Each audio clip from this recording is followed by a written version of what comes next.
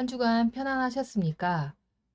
이 시간에는 나는 어떻게 만들어지는가 아홉 번째 수업으로 사회 속의 개인의 모습에 대해서 이야기 나눠보도록 하겠습니다.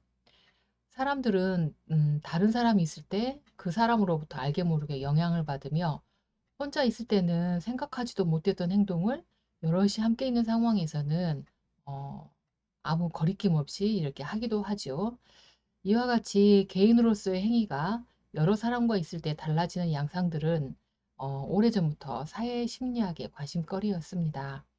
이 시간에는 타인의 존재가 개인에게 어떤 영향을 끼치는지 한번 이야기 나눠보도록 할까요?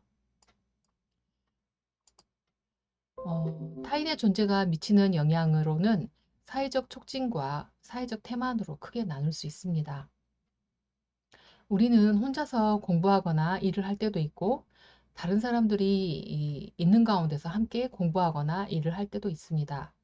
어떤 경우에 공부가 더 잘 될까요?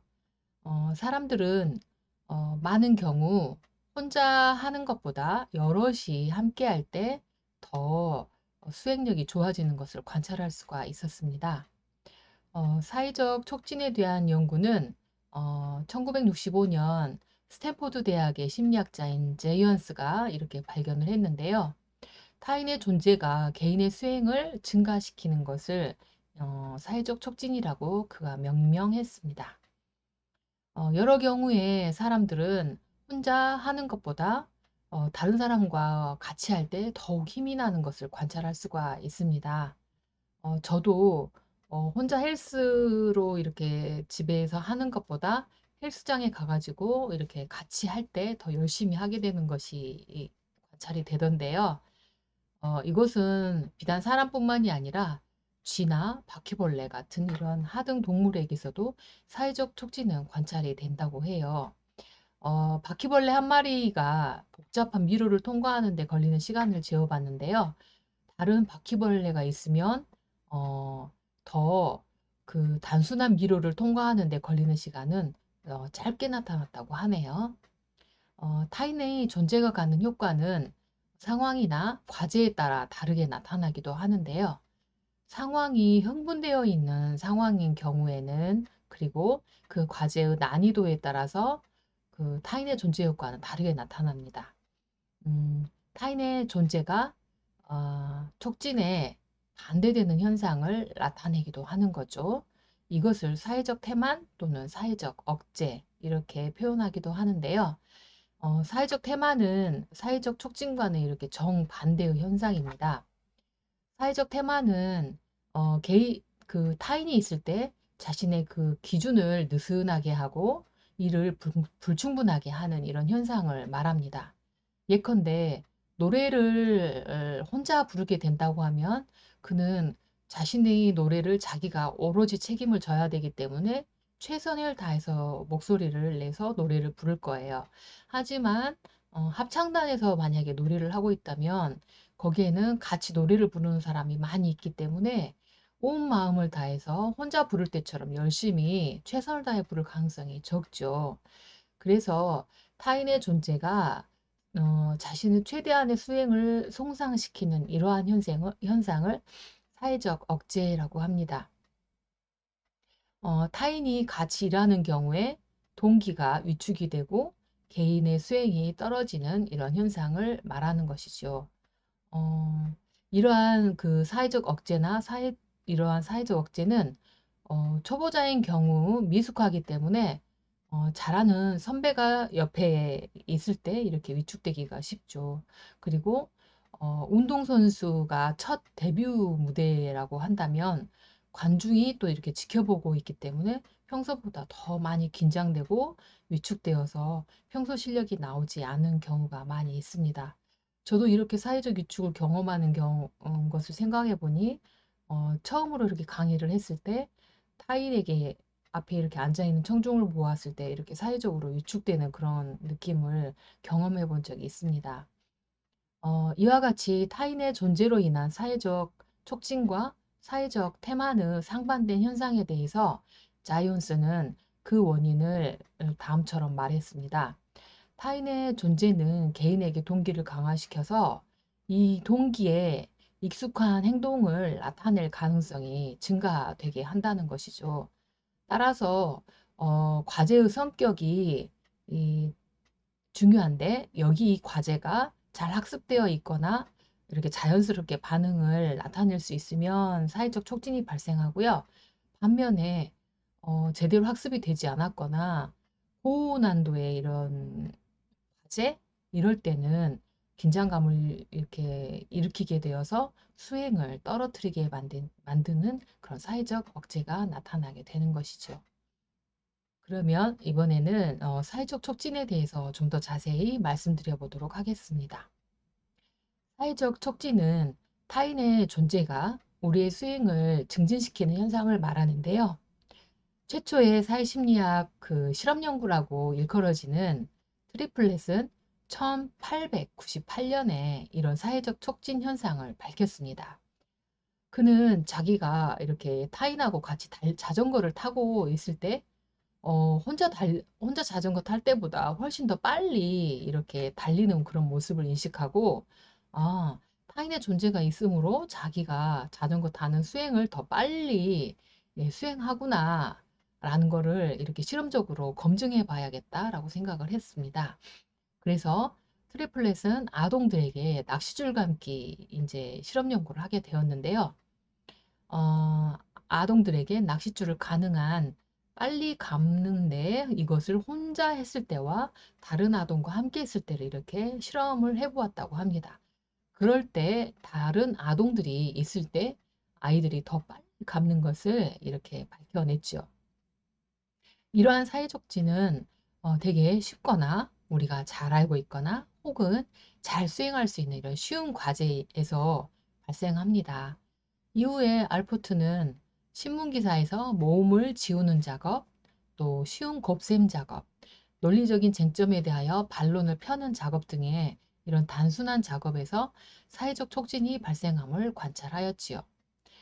사회적 촉진의 발생 원인을 설명하는 가설은 그는 세 가지로 설명하였습니다. 첫째는 긴장감, 흥분 가설이고요. 두 번째는 평가 염려 가설, 세 번째로는 주의 분산 가설을 제시하였습니다. 첫 번째 흥분 가설은요. 주변에 타인이 존재하면 그 타인은 우리로 하여금 함께 있다라는 그런 타인이 존재하고 있는 공존성이라는 감정을 일으키게 합니다. 공존성은 주변에 타인이 존재하기만 해도 일어나는 일종의 긴장감입니다. 어, 이런 공존성 때문에 사회적 촉진이 발생한다는 가설이죠. 저도 지금 이렇게 유튜브로 강의를 하고는 있지만 이것을 보고 있는 독자가 있다라고 생각을 하기 때문에 공존성의 감정을 이런 가상의 공간에서도 느끼게 됩니다. 또 사회적 촉진을 설명하는 두 번째 가설은 평가 불안 가설입니다. 이 가설에 따른다면 주변에 타인이 존재하면 우리는 그 타인이 나의 행동을 평가할지도 모른다라는 그런 걱정을 하게 되지요. 그래서 그 걱정 때문에 수행이 촉진된다는 것입니다. 만약에 우리가 내가 무엇인가를 하고 있을 때 당신을 평가하지 않는다라고 하면 우리는 사회적 촉진을 일으키지 않을 겁니다. 그리고 또 만약에 나를 평가할 수 있는 그런 중요한 대상이 아닌 어린아이와 함께 있는 이런 편안한 상황이다. 이럴 때도 사회적 촉진은 일어나지가 않습니다. 그리고 세 번째로 사회적 촉진을 설명하는 가설은 주의 분산 가설인데요. 이 가설에 따른다면 주변에 타인이 존재하면 우리는 주의가 산만해짐을 느끼는 것입니다. 주의가 산만해지면 어떻게 그것이 사회적 촉진을 발생하게 하냐면요. 우리는 주의가 산만해지면 그것을 만회하기 위해서 더 많은 노력을 기울이게 된다는 것입니다. 이러한 증거로는 우리도 실제적으로 타인이 주변에 존재하면 그 타인에게 신경을 쓰느라고 주의가 산만을 해짐을 경험을 하게 되죠. 그리고 일부러 그 타인에게 주의를 기울이도록 하면 그 타인을 이렇게 집중을 함으로써 사회적 촉진을 더 크게 발생시킬 수 있는 것입니다. 그러면 이 시간에는 사회적 태만에 대해서 좀 더 자세히 살펴보도록 할게요. 우리 옛날 속담에 배지 정도 맞들면 낫다라는 말이 있는데요. 가벼운 이런 작은 일도 서로 협동하면 더 좋다라는 이런 뜻으로 많이 쓰이는데요. 과연 그럴까요? 우리는 함께 여럿이 하게 되는 일을 할 때 꼭 이렇게 조별 과제든지 팀 학습을 하게 될 때 이렇게 무임승차하는 누군가를 꼭 나타나게 되어 있습니다. 모두가 협동해서 최선의 결과를 얻기를 기대하지만 그런 결과를 얻지 못하는 경우도 있지요. 지금은 공산주의 국가가 이제 거의 사라졌지만 이렇게 공산주의 국가에서는 사회적 태만을 많이 경험할 수가 있습니다. 예전 소련에서 여기서는 국가가 이렇게 국유지에서 집단용농으로 농사를 지었었는데요. 이때 개인은 아무리 열심히 일한다고 해도 나라가 그 소득을 다 가져가기 때문에 개인에게는 추가적인 이득이 없는 그런 집단용농 시스템이었죠. 그 결과 당연히 생산성이 감소를 하게 되었는데요. 스미스의 1976년의 연구에 따르면 소련의 그 사유지는 전체 농가의 1%에 불과했지만 그곳에서 나오는 생산량은 전체 생산량의 27%를 차지했다고 하네요. 반면 국유지는 99%였음에도 불구하고 전체 생산량의 73%에 불과했다고 합니다. 마찬가지로 헝가리에서도 사유지는 33%였지만 거기에서 나오는 생산량은 전체 생산량의 33%나 되었습니다. 이와 같은 결과들은 사람들은 자기 땅에서 나오는 소득은 자기가 갖기 때문에 열심히 일하는 반면 국유지에서 나오는 소득은 자기가 취할 수가 없기 때문에 국유지에서는 사회적 태만을 보인다는 것을 알 수가 있습니다. 이러한 사회적 태만을 처음으로 주목한 사람은 프랑스의 공학자인 막스 랭겔만입니다. 그는 수확한 곡식을 수레를 이용해서 이렇게 창고로 옮길 때 또는 탈곡기를 돌릴 때 몇 명을 집단으로 했을 때 가장 경제적인가 이런 실험을 하였습니다. 관찰한 결과 그는 집단의 크기에 따라서 그만큼의 생산성이 나오지 않는다는 것을 관찰하였습니다. 수레 끌기를 예로 들어보면 4인 집단이 2인 집단의 2배의 성과가 나오지 않는다는 것을 이렇게 관찰하였지요. 집단의 수행에 있어서는 손실이 생겼다는 것을 이렇게 알게 되었습니다. 이후 그는 이러한 현상을 링겔만 효과라고 부르게 되었습니다. 그래서 실험을 통해서 개인과 그리고 집단에게 이렇게 줄다리기 실험을 이렇게 하였는데요. 한 명이 줄을 당기는 힘을 100%로 했을 때, 두 명인 경우에는 93%의 힘만 사용하는 것을 관찰할 수 있었고요. 세 명일 때는 85%, 네 명일 때는 77%, 그리고 8명이 줄다리기를 했을 때는 그때 개인들은 64%의 수준으로 자기의 힘을 이렇게 감소시키는 것을 확인할 수 있었습니다. 줄다리기뿐만 아니라 당기는 힘 실험에서도 한 사람이 당기는 평균의 힘이 63kg였다고 합니다. 그러면 두 사람이 당기면 2배의 힘이 나오고 세 사람이 당기면 3배, 8사람이 당기면 8배인 504kg이 나와야 하는데요. 연구 결과에 따르면 실제의 생산성은 8명의 집단의 크기로 했을 때 504kg이 나와야 하지만 실제로 나온 힘의 크기는 그 절반 정도인 248kg이었습니다. 그래서 줄다리기 실험이나 당기는 실험이나 집단으로 하게 되면 이렇게 많은 손실들이 있음을 밝힐 수가 있었죠. 이러한 링겔만 효과는 크게 두 가지 성분으로 구성되어 있는데요. 첫 번째는 조종 손실이고 또 하나는 사회적 태만 때문입니다. 조종 손실이라고 하는 것은 개인들의 투입을 하나로 결합할 때 그 과정에서 생기는 손실을 조종 손실이라고 합니다. 그래서 이렇게 줄다리기를 할 때 제일 처음에 이렇게 줄을 한꺼번에 이렇게 힘을 쓸 때 어느 시점에 있어서 그 힘을 최대한 발휘해야 될지 우리가 약간 헷갈리는 시기가 있잖아요. 그래서 좀 힘을 합치는 데 있어서 약간의 착오들이 생기는데 이런 것을 조종 손실이라고 볼 수 있죠. 그래서 우리가 줄다리기를 할 때 이렇게 북을 쳐주거나 깃발을 해주거나 영차를 해주면서 조종 손실을 줄이려고 우리들은 노력을 하게 되는 것이죠. 그리고 두 번째는 사회적 태만인데요. 사람들이 처음부터 나는 힘을 같이 하니까 힘을 조금 줄여야 되겠다. 이렇게 마음먹는 것을 사회적 태만이라고 할 수 있습니다. 이러한 조종 손실과 사회적 태만의 크기를 구별하는 실험이 있었는데요. 라탄에는 집단으로 함성 지르기 과제를 주었습니다. 그래서 개인에게 각자의 마이크를 준 경우, 그리고 그렇지 않은 경우를 비교를 해보았는데요. 각자에게 개별 마이크가 없는 경우 집단 과제에서 조종 손실과 사회적 태만이 모두 생겼음을 밝혔습니다. 하지만 개별 마이크를 주고 개인의 성량도 측정을 한다라고 하면 사회적 태만은 없었고 조종 손실만 있었죠. 이 두 조건을 비교해서 조종 손실과 사회적 태만을 분리해서 알아낼 수가 있었습니다. 실제로 집단의 크기가 증가함에 따라서 조종 손실과 사회적 태만은 둘 다 증가하는데 이 두 가지 성분 중에서 집단의 크기가 증가할수록 사회적 태만이 조금 더 크게 나타남을 알 수 있었습니다.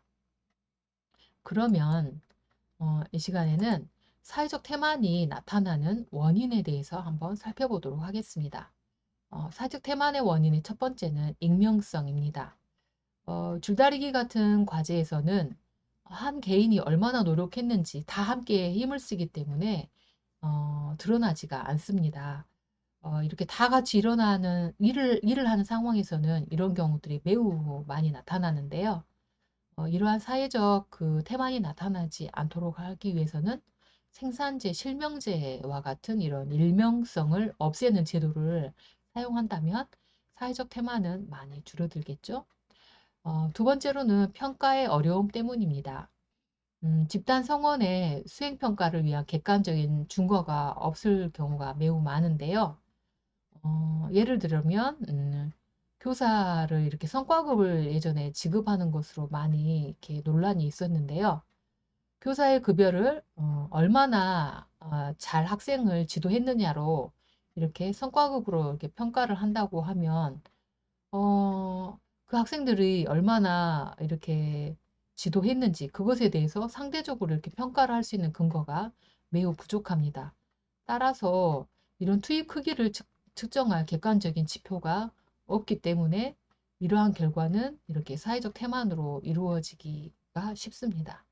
따라서 링겔만 효과를 방지하기 위해서는 개인의 기여도 이걸 객관적으로 평가할 수 있는 이런 피드백, 이런 체계를 확립하는 것이 중요하겠죠. 세 번째로는 배분의 문제인데요. 집단 과제에서 주어지는 배분의 문제가 사회적 태만을 일으킵니다. 수행에 대한 보상이 집단 전체에게 주어지게 되는 경우가 있을 텐데 그 보상을 구성원들에게 어떻게 배분할 것인가 이게 문제가 되기 때문에 최선을 다하지 않게 되는 것입니다.